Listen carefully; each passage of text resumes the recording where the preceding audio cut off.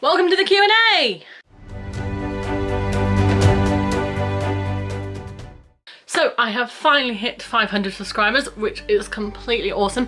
Thank you so much to everyone who has subscribed so far. I am so grateful, and as of my numbers today, I am 10 off hitting 600 subscribers, which is absolutely brilliant. Thank you so much. I'm so grateful for all of your support. Thank you for sending in all the questions for the Q&A. Let's not delay it any further. Let's get on with it.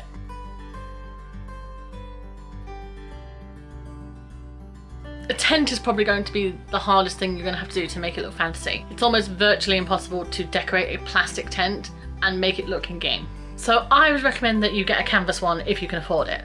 A canvas bell tent looks really good. I have one from Boutique Camping. It's blue because that's me, but it resembles more of a medieval pavilion or a teepee. It's lasted me years, so I think the cost is really worth it. As for what you're going to decorate inside, there are probably 3 materials that you can use to decorate anything. The first is faux fur, which isn't great for the environment, but you know, no animal death, so swings and roundabouts. Cover your sleeping bag with fur throws to hide it.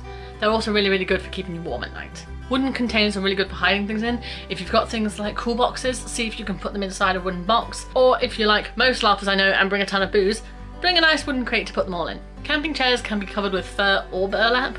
Use twine to hold everything in place so that it's not just all a shapeless lump, and that way you can make sure everything is properly covered. And for anything you need to hide, like backpacks or bags, throw a burlap cover over it and it will just look like sack. For in-character lighting, candles always look really good, but I personally don't recommend naked flames inside tents. So I would recommend either getting battery power candles, or if they're not bright enough, get a camping lamp and do it up to make it look fantasy. Azrai has a really good tutorial for this. I will link it above.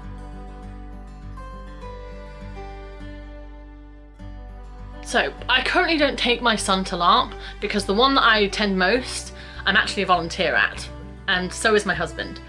And trust me, it is pretty much impossible to juggle both at the same time. But I am planning on bringing my son to LARP in the near future, so I've got some tips that my friends who also have children in the field have given to me to make things a bit easier. At most LARPs that allow children, they are required to be supervised. This is both for insurance purposes and health and safety. So I'm going to have to accept that while my son is really small, I'm definitely not going to be allowed to just abandon him and run off into the battlefield. Some LARPs do have plots specially run for children, and they may allow you to leave your child there after they're a certain age. The most important thing is that if you are going to leave your child with LARP volunteers, it's really important to make sure the LARP has had them have a criminal record check, which in the UK is done by the Disclosure and Barring Service. If a LARP cannot confirm that the volunteers have had a criminal records check, I personally will not be leaving my son with them. This may mean that I have to accompany him on the plot, or we're going to skip it entirely. The biggest issue is at night. Most LARPs run well into the night, and children have bedtimes. One of my closer friends has a battery-powered baby monitor that she leaves with her now 7-year-old child, so that if she is going to be leaving the tent specifically, she can still hear if her daughter needs her. There's still no reason to go running off into a battlefield. Make sure you stay close to your children at night. My LARP has a rule that children are not allowed to be unsupervised, and therefore parents should not be leaving their children in the camp by themselves. I have personally witnessed children at a LARP event being distressed because they have left the tent in the dark looking for their parents. It was completely heartbreaking to watch. I didn't even have a kid back then.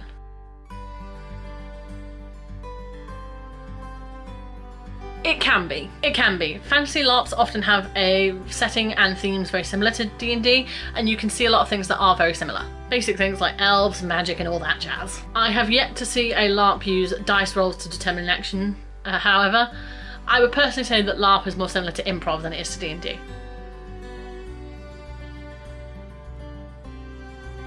In my opinion, there are 2 things that really bring realism to a character: mundane personality traits and items of meaning. Now when I say mundane personality traits, I mean those things that you wrote on character profiles of original characters you made up as a child.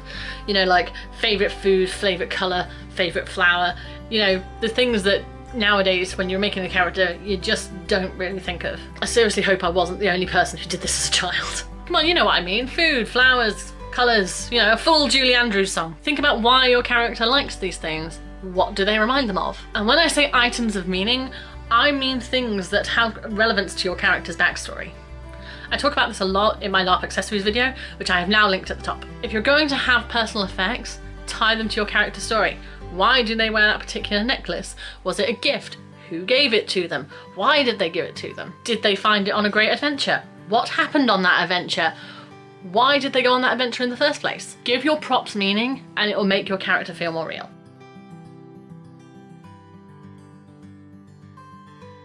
Okay, so I am going to be doing a full video on this later in the year, because in case no one has noticed, because meh, I am also plus size, and I have had wonderful experience trying to find clothes that fit me for LARP. Businesses that offer custom sizing are often a lot easier to find something.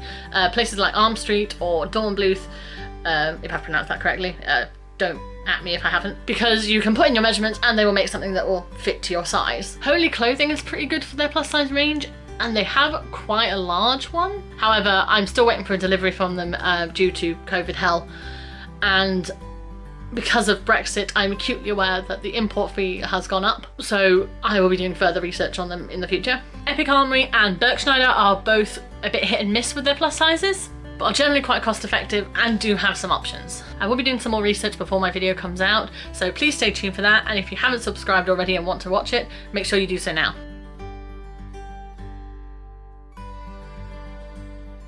So I like playing women who are comfortable in their own skin. I find that I am very rarely comfortable in myself, and I often expect criticisms for my various annoying quirks and interests. So when I LARP, I tend to like to play characters who don't care too much about what other people think. That can range from the warrior woman who loves to go off and fight and get into combat, but it can also range to my ultra fashion conscious socialite character that I play for my Dragon Age tabletop game. She's Tevinton. She goes on about wine a lot, it's great. I need to properly bring her to life and do a full costume for her because I love her. If you're talking a bit more character class, I like Rangers. I'm a massive Robin Hood obsessive. I'm from Nottingham in the UK, which doesn't help. I tend to play Rangers in video games like World of Warcraft, and I'm currently the head of a Rangers guild. So that's a proud achievement of mine I have in LARP. Yeah, I'm a Ranger obsessive.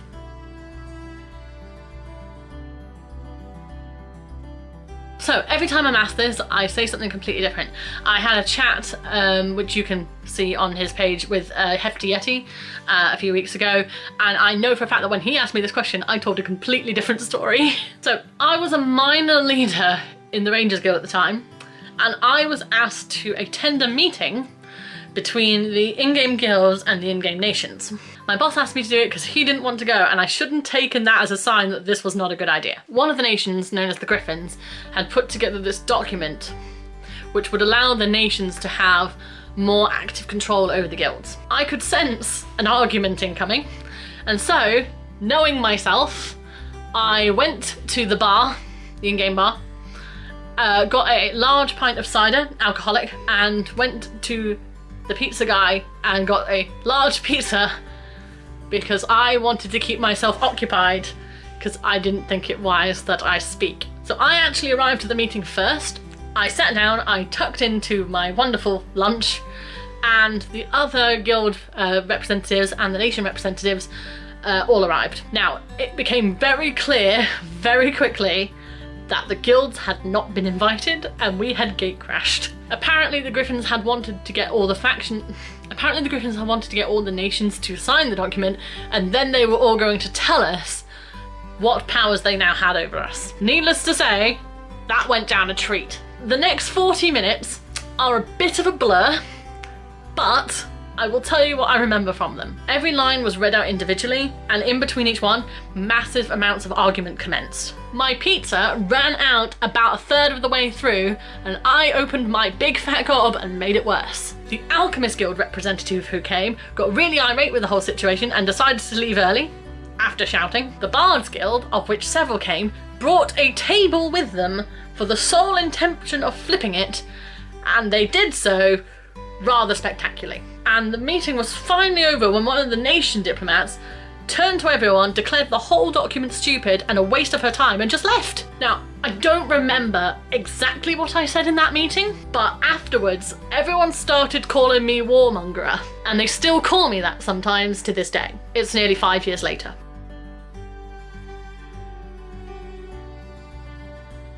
Okay, so I'm going to toot my own horn for a little bit here.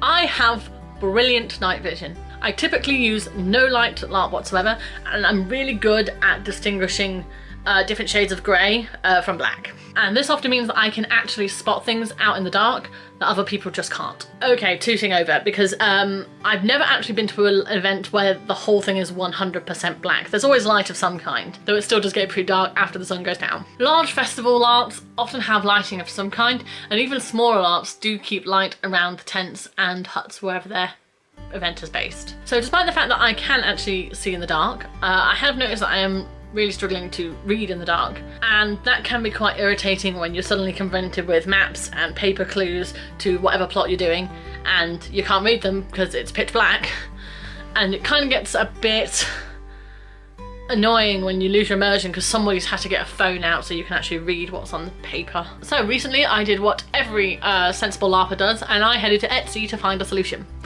and I found one. So there is this wonderful shop called Monster Minx, and they make this. This is a torch covered in leather with a resin crystal to cover the light bulb. It's called the Crystal Light Pendant. It's £22 and it is absolutely fantastic. It is so bright, as you can see here. And despite the cost being slightly more than I probably would have liked to spend, I think it's absolutely worth it. It's battery powered, the batteries are replaceable and are simple AAA batteries, I think. I will check that later. The batteries aren't included, but they are really, really easy to replace. And despite being 22 quid, I think it's really, really worth it. It's gonna last me years and it seems like a pretty good investment for LARP. I popped the link in the description box below, and no, I am not affiliated or sponsored by them in any way. I just think they're absolutely fantastic.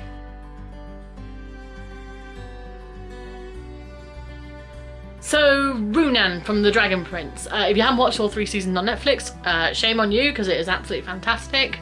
Currently waiting for season 4 to come out, and I have the official recipes for the jelly tarts, which I haven't tried yet, and I'm waiting for the tabletop role-playing game to come out, which I have pre-ordered.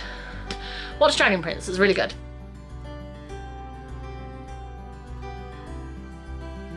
Well, I would love to tell you all about the classic fantasy stories that I read and how sophisticated I am for reading them. But truth is, I'm not. I like young adult fantasy, Disney, and fantasy role-playing games. I have literally just finished reading Sarah J Maas' A Court of Silver Flames. It came out like a week ago. It's absolutely fantastic. I love all of her work. I have read most of it. I've not read Crescent City yet, don't tell anyone. But it's just absolutely brilliant. I am a massive Game of Thrones fan. I had a Game of Thrones themed wedding to show you how sad I am. I love the books, I love the TV show. Don't at me, I love it. I even have the big wooden collector's edition, which my husband generously bought for my birthday last year, and it is one of my most prized possessions that I have to gatekeep from my son, who likes to poke the plastic screen. And I absolutely love the Dragon Age games, as I've said many times. I'm really looking forward to the 4th one that should be coming out some point. I've just restarted playing Origins again, and I'm currently playing in a tabletop role-playing game with some of my very lovely friends. As for my favourite characters, I could probably go on and on and on about so many of them, so if I have to pick just one, I have to say Sansa Stark from Game of Thrones. I empathise with her a lot because I too also grew up a bit naive and a bit spoiled and very much into my romances, Disney princesses all the way. And I too, as I have grown up, have had some very hard realities to face. So I really appreciate her journey that she has as she goes through the story. And I also appreciate very much that she is a strong female character without having to be a sword-wielding, fighty type person. I like that her character demonstrates a strength in femininity.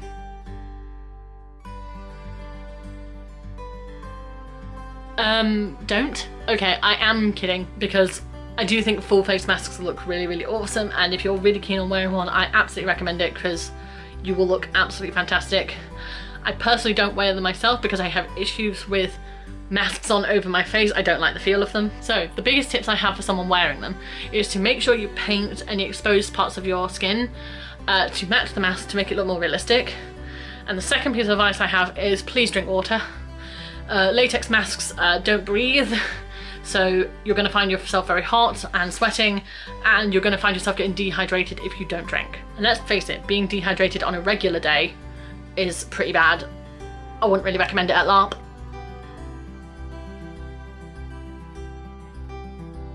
Okay, Okay, so I'm not going to lie to you and say there are no creeps at LARP. Unfortunately, there are some members of the community who are completely inappropriate, and generally because of their behaviour they are not wanted. Unfortunately, there are members of the LARP community who are completely inappropriate. Don't misunderstand me. These people are not acceptable at all, and they are not wanted at LARP events. But unfortunately, no one comes to LARP with a big neon sign saying, I'm a creepy ass perv. This is still an active issue at LARP, and one that the community in general is trying to remove. I have done a video about staying safe at LARP, which I will now link above for you. I can't say how many times this happens because it's different for everyone. I've had friends who've been creeped on multiple times, and then I have my own personal experience where I've actually only been creeped on once. And to be honest, the people around me who witnessed it reacted far faster than I did.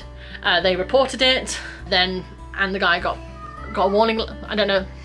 And I don't think I've actually seen the guy since, so I'm pretty confident that he was removed from the event. I would personally advise that if you are going to a LARP that you travel with people. If you aren't going with people, I do have a video coming out next week with some advice about going to a LARP alone, and that does involve some safety tips. The fact is that these incidents do happen. They are not considered an acceptable part of our community, and the most important thing is that if you witness something or something happens to you, that you report it so that we can get these people out of our games. And the thing is as well is that there is an attitude that because it is a role-playing game that you have to accept some of these behaviours. You don't. It's not on. And anyone who judges you for stepping back and going, whoa, no, isn't acceptable at LARP either. You do not have to tolerate bad behaviour because it is a role-playing game. And if something awful does happen, it's not your fault. You did not invite this behaviour because it is a role-playing game. It is not acceptable.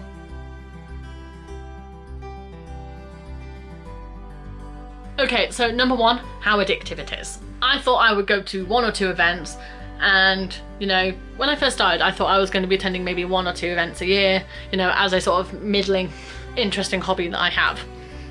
That's not what happened. It's incredibly addictive, and you find yourself coming home from events wanting to talk about the events.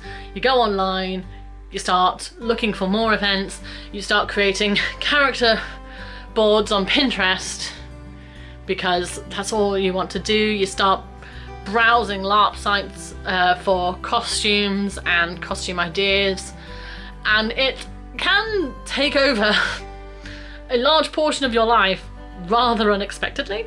So do make sure that you do have time for everything else going on in your life, because this is a incredibly addictive hobby. Number 2, it is really important to distinguish players from the characters. Just because someone is mean to you in the game does not necessarily they are a mean person in general.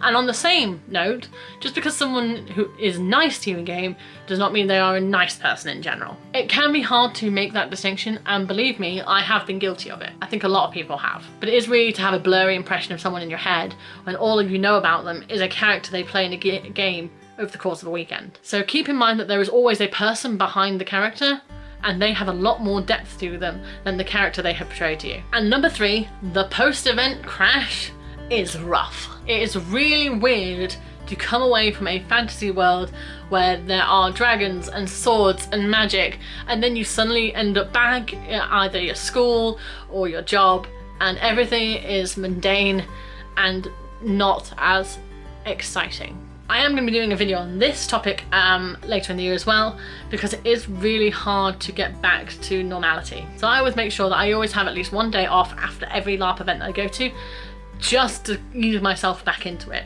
Over the course of the LARP event, there's lost sleep, you've not been eating well, you've been through emotional turmoil, and it can be really weird, especially when you haven't had like some plot points resolved, for you to come home and then have to pretend that that didn't happen because you have to get on with regular life. So if you're prepared for the come down and you come up with some strategies on how to deal with it, when you actually hit the post-event crash, it's less like being hit by a truck and more of just being a solid punch to the face. It's still not going to be easy, but at least it's better.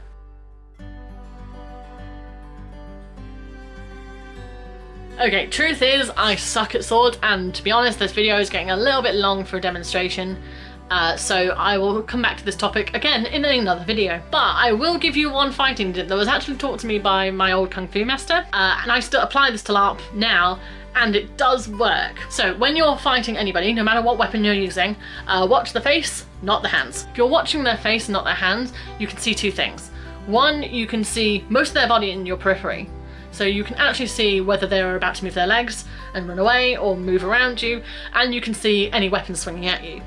The second thing is that if they move their eyes to show where they're aiming, you can see where they're aiming, which means you can probably block it. If you focus on the hands, you'd be surprised how much of the rest of them you're actually missing. And that's when they can get the edge over you. So make sure, watch the face.